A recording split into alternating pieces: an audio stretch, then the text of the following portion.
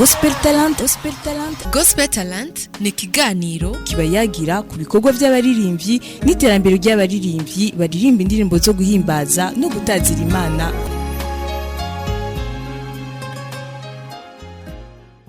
Shalom shalom. Shalom shalom. Hano turi kuri televiziyo Tanganyika, urashobora kwidondora abakunzi bawe bakamenya wowe urinde ukora iki?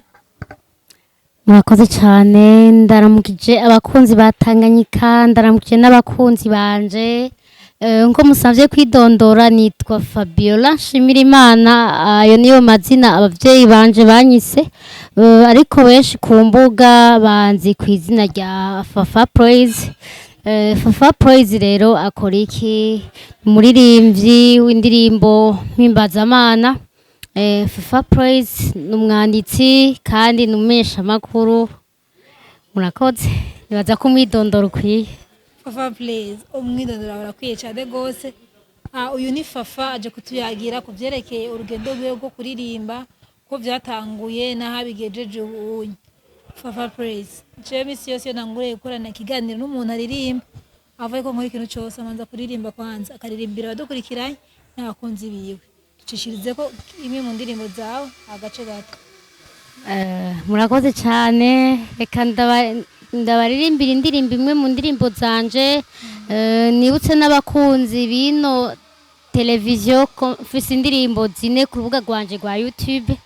Ariko hari indirimbo bakunda cyane abantu igihe cyose mama ariko bansaba iyo ndirimbo, ni indirimbo nise Yesu umunezero wanje. Reka ndayice ko gatoya. Yesu munezero wanje n'amahoro yanje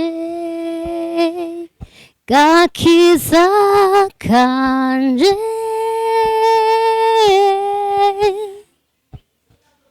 niwe nizigira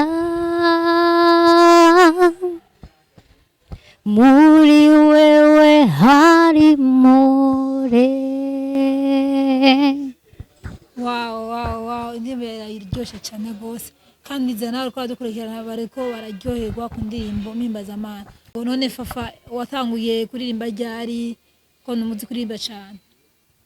Kuririmba ako kantu ka cyane ushize ko rero sindakemeye gose uko ndacavyiga sindabimenya neza. Ndano ko ntabizi. Urabizi aha woririmba nawe twoca nyene twumva nyene bimeze neza. Hama kuririmba kwanje sinovuga ngo nabitanguye ryari gabasha, nabikuriyemo ko narabaye muri Sunday school. Ariko ndamaze kubivuga kenshi bijanye no kuririmba kwanje ko natanguye kuririmba nshira indirimbo ahagaragara ku YouTube haraheze imyaka gera kuri 2. Nabitanguye muri 2023, ubu turi muri 2025. Ariko urumva ko nabitanguye ndi mutoya. Rero barambwira ko nzoba umuririmbyi ndi mutoya, ivyo je ntavyo naba numva. Uri kurambwira ko nzokwandika indirimbo ntazi d'abord n'ivyo bintu vyari vyo. Ariko igihe gigeze Imana irambira indirimbo, ndandika indirimbo, n'ubu ndacandika indirimbo. Ariko izimaze kuja ahagaragara ni indirimbo zigera kuri 4 nkuko nari nabivuze. Indirimbo zine sinkeya, ni nyinshi zagutwaye inguvu nyinshi kuzandika, kuzisohora. None Fafa, niwe muririmbyi w'icitegererezo mu buzima bwawe bwo ati uyu muririmbyi ndamufatiraho nk'icitegererezo, uyu muririmbyi ndamwigira ko vyinshi, uyu muririmbyi niwe yamaye motivation yo kumva no bandanye byo kuririmba nkumva nanje nivyanje.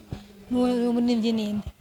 Ico kibazo nkaba ndakishishura ibiri different n'ivyumbajije. Umbwiye wampaye motivation, sinovuga ngo je ngo kuririmba ndabitangora ngo hari umuntu yampaye motivation.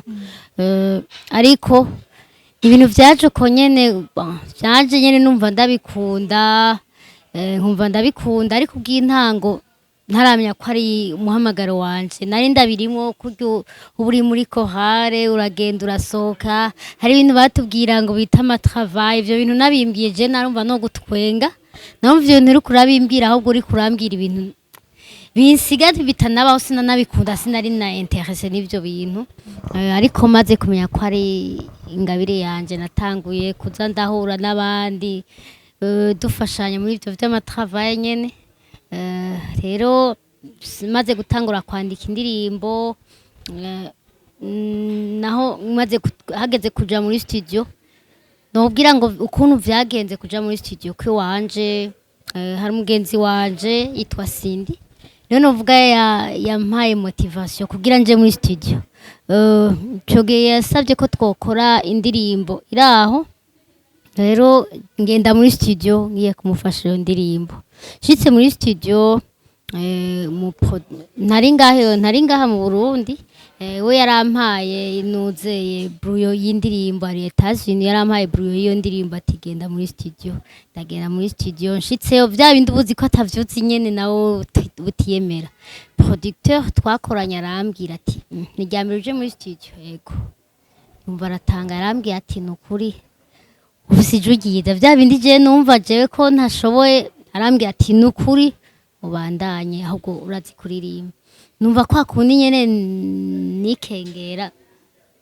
numva nanje biraheze ariko inyuma yaho haciye nk'umwaka umwe ntwara indirimbo yanje ya mbere muri studio ndayikora aho nyene ntikari bwahere neza nariyumvira byakwera indirimbo noshira indirimbo ku rubuga abantu boyifata gute boyumviriza boyiraba je nagiye muri studio n'umwe abizi ndaheze indirimbo n'umwe abizi indirimbo abantu babimenye hajya usoye coming soon benshi n'abantu bari proche yiwanje baratangaye iyo ndirimbo yitwa Sinicuza baravuga ati ibi bintu wowe byari bikurimwo bimeze gute benshi ntibavyumva rero ntumva ndatangaye indirimbo yarakunzwe cyane nuko vyaje ariko ndafise abaririmbyi bikitegerezo nubwo navuze kurya ndakunda umuririmbyi bita Maya ngaha mu Burundi sindamukundira kuririmba gusa ndamukundira umutima afise wo guhimbaza amangwesigira umugore wa Fabrice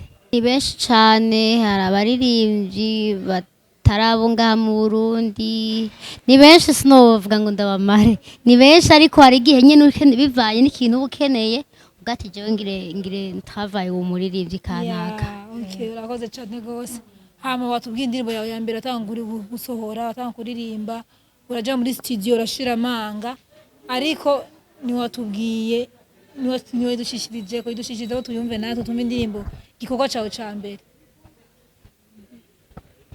Yesu mwami wanje ndi hano mu bwiza bwawe ngwino nkoresha ukugomba ku birenge vyawe niho nifuza kwibera nkoreshe nawe ivy'inkomezi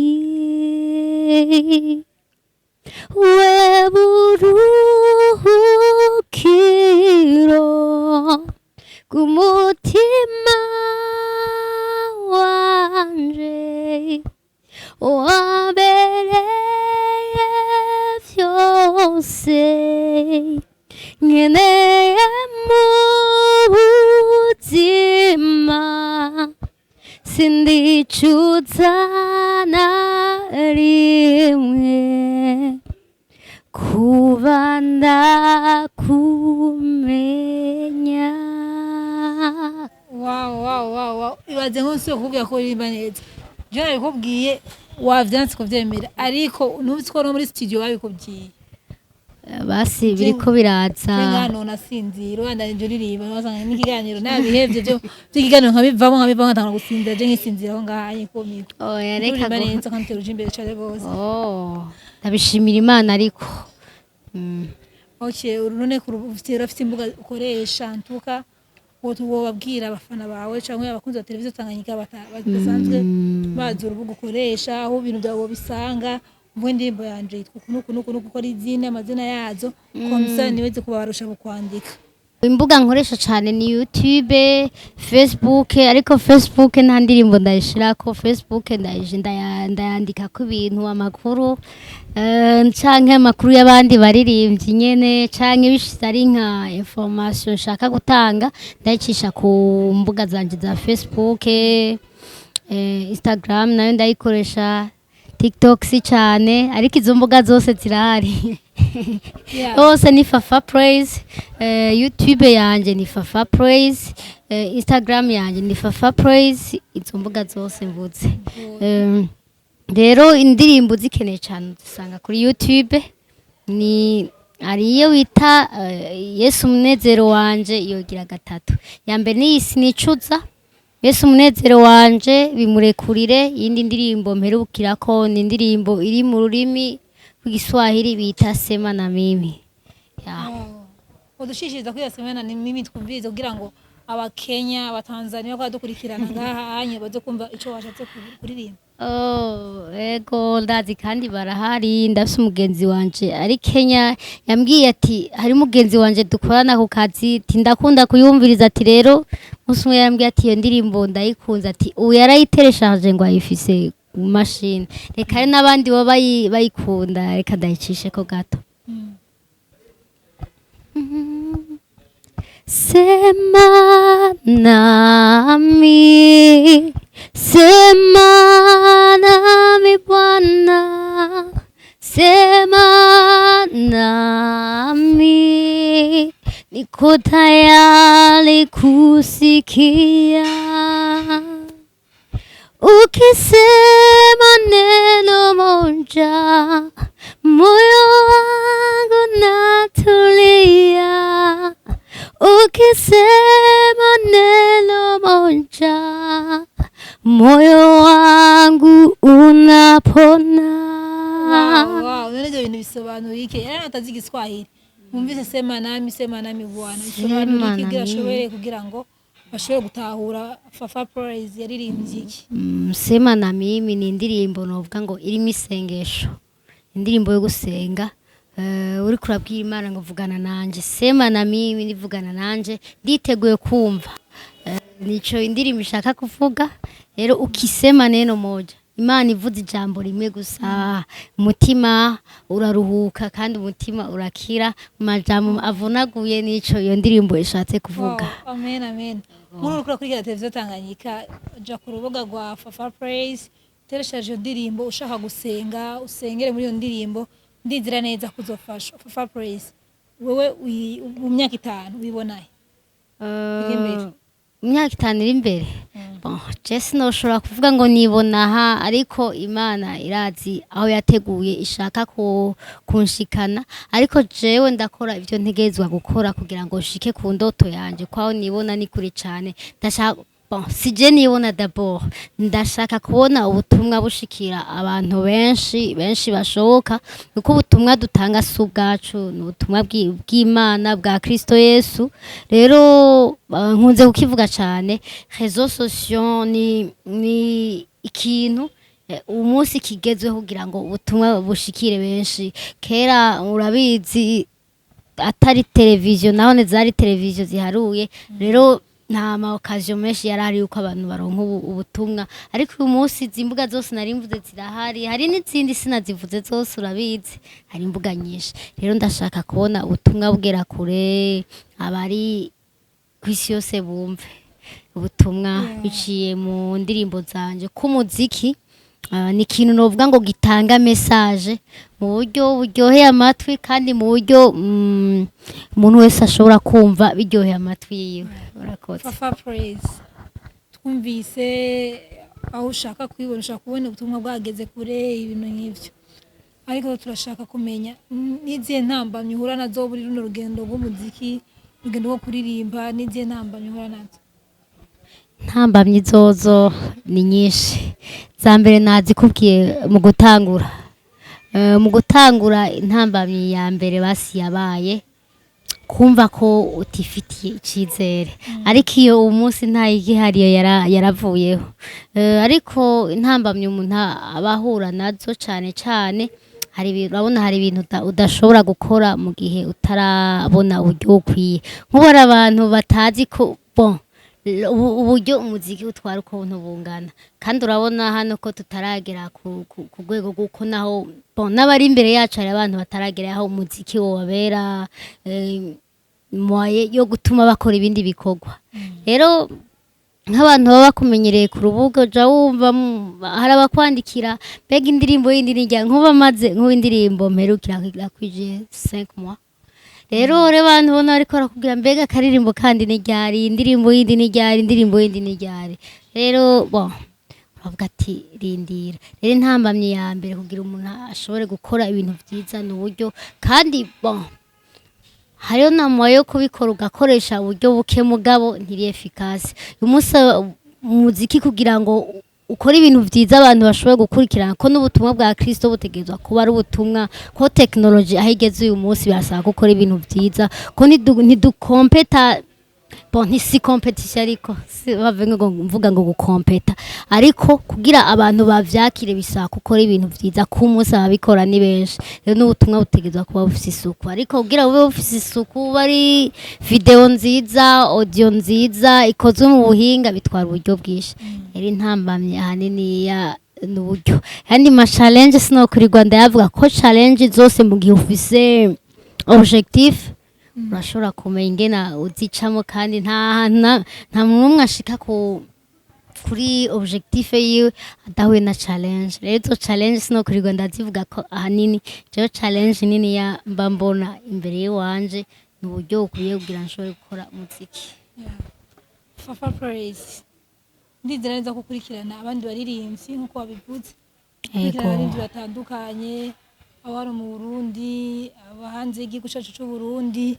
Rero ngo imbere ko turangiza ucishirize ko indirimbo y'umwe mu y'umwe wobuzi atari gwawe. Yesu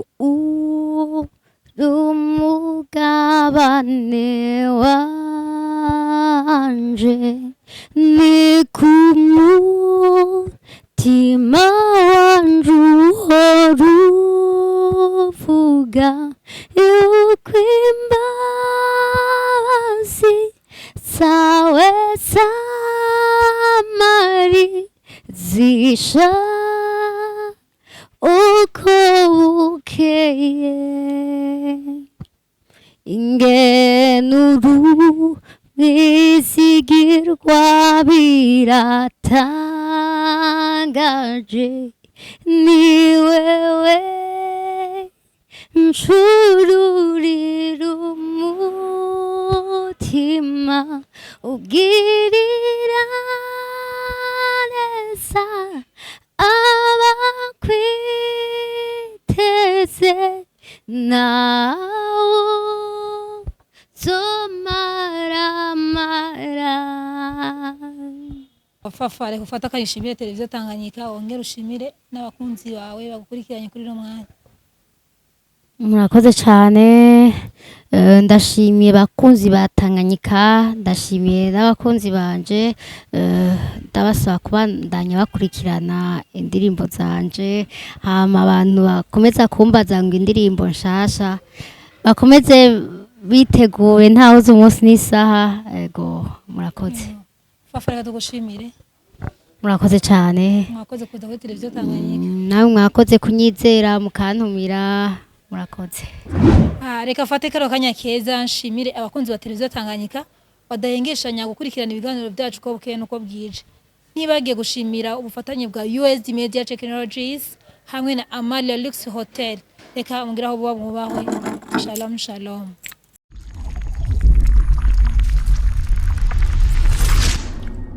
Televiziyo Tanganyika.